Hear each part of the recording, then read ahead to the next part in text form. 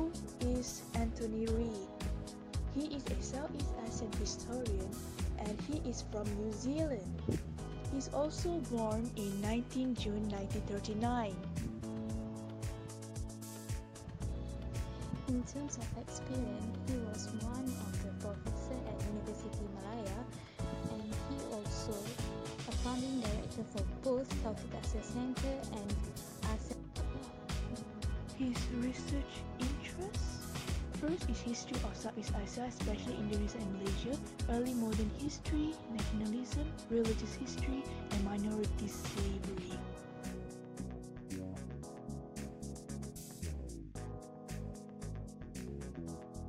Slavery. In his book, The Age of Commerce, that discusses literature on slavery and dissolves its complexity of unequal relationship whereby labor is exchanged for protection, security, and survival of the non-elite. The Age of Commerce, he discovered the interaction of Mediterranean region with Southeast Asia in maritime context with interesting past and rich in commercial, cultural, and social interaction. It was a well-known masterpiece of him because its vibrancy, similarities, and diversity. Through this book, he explored how revolution eliminated ancient regime in Aceh and northern Sumatra.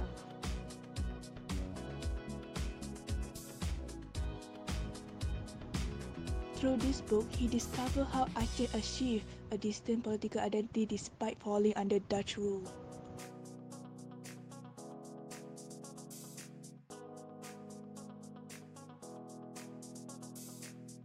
He is a great historian of Southeast Asia who still does innovative research from the history of seismology to the histories of revolutions and nationalism.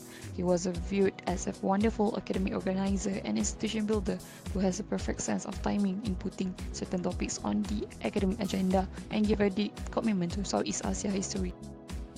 Remember the history of Vietnam or Reid's concept in Age of Commerce has enlightened Vietnamese younger scholars which set up base and sparked their interest onto facets of Vietnamese history and society which had previously not been investigated.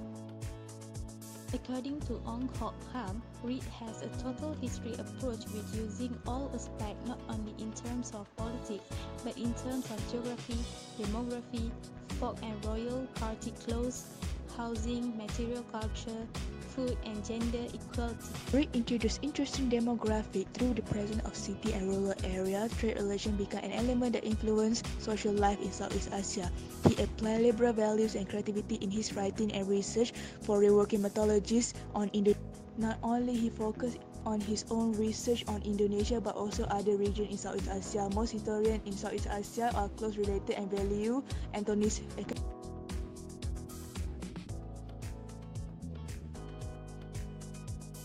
Indonesia geographically about volcanic eruptions and its effects to Indonesian well-being, agricultural, aviation, and tourism. He proposed that strong cooperation between military and emergency services between Indonesia, Papua New Guinea, and East Timor must begin to establish trust, communication lines, and strategies between them. He also involved with countless collaboration with 39 collaborative volumes edited that consist various of Southeast Asia level, many country, tradition, and language.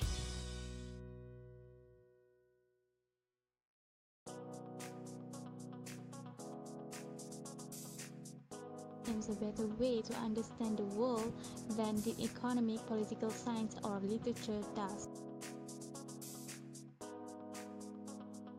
Academic career was not my first goal, but what derived my interest in Southeast Asia study how the ASEAN reinventing the spirit of nationalism and the way they fought for their independence, which very interesting to dig. Conclusion: spent substantial time in Asia and developed networks there.